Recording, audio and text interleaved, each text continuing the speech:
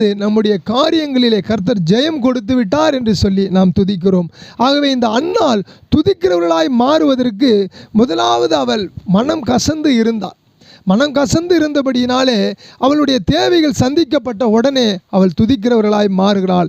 பாருங்க, 1 சாமுவேல் 1 அதிகாரம் 19 வசனம் 20 வசனத்திலே அன்னாள் செய்த ஜெபம் கேட்கப்பட்டு விட்டது.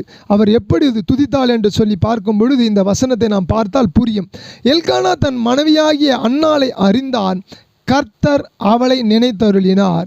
சில நாள் சென்ற பின்பு அன்னாள் கர்ப்பவதியாகி ஒரு குமாரனை பெற்று கர்த்தரிடத்தில் அவனை கேட்டேன் என்று சொல்லி அவனுக்கு சாமுவேல் என்று பெயரிட்டான்.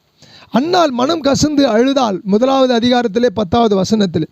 அதுக்கு பின்பதாய் நாம் வாசித்த பொழுது அன்னாள் உடைய ஜெபம் கேட்கப்பட்டு விட்டது. 1 சாமுவேல் 1:19-20. இப்பொழுது அவள் யாரால் மாறிவிட்டாள் என்று சொன்னால் துதிக்கிறவர்களாக மாறிவிட்டாள்.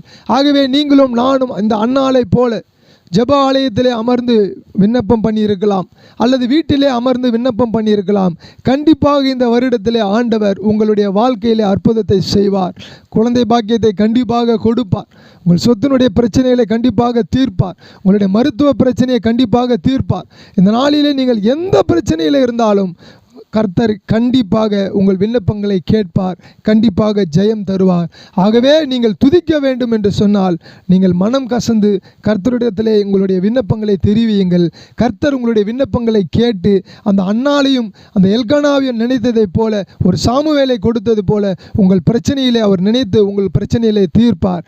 நீங்கள் அப்பொழுது துதிக்கிறவர்களாய் மாறுவீர்கள். கர்த்தர் உங்கள் துதித்தலையும் உங்களுடைய ஜெபங்களையும் உங்கள் விண்ணப்பங்களையும் கேட்க ஆவலாக இருக்கிறார். நீங்கள் கர்த்தருடைய பக்கமாய் திரும்புங்கள். கர்த்தர் உங்களை ஆசீர்வதிப்பாராக. ஆமேன், ஆமேன், ஆமேன். Praise the Lord.